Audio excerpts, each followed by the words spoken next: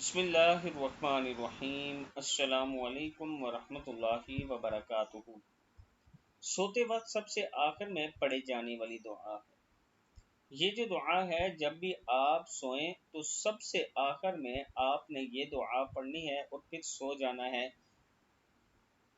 جب رات کو سونے کے لیے بستر پر لیٹیں تو سب سے آخر میں یہ دعا پڑھیں۔ اس دعا کے پڑھنے کے بعد کسی سے بات نہ کریں۔ بسم اللہ اللہم اسلمت نفسی الیک ووجہت وجہی الیک وفوضت امری الیک والجأت ظہری الیک رغبہ۔ کیا ہے آگے کیا ہے؟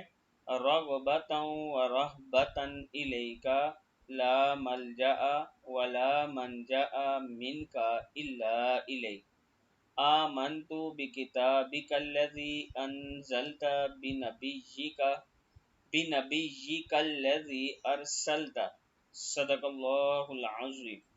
میں سوتا ہوں اللہ کے نام سے، اللہ میں نے اپنی جان آپ کے حوالے کر دی، اپنا رخ آپ کی طرف کر لیا، اپنے معاملات آپ کو سونپ دیے اور آپ کو اپنا پشت پناہ بنا لیا۔ آپ کی رحمت کی رغبت کرتا ہوں اور آپ کے عذاب سے ڈرتا ہوں، اور آپ کی پکڑ سے نجات پانے اور اس سے بچنے کا کوئی راستہ آپ ہی کے دامن رحمت کو تھامنے کے سوا نہیں۔ میں آپ کی اس کتاب پر ایمان لایا جو آپ نے اتاری، اور اس نبی پر ایمان لایا جسے آپ نے بھیجا۔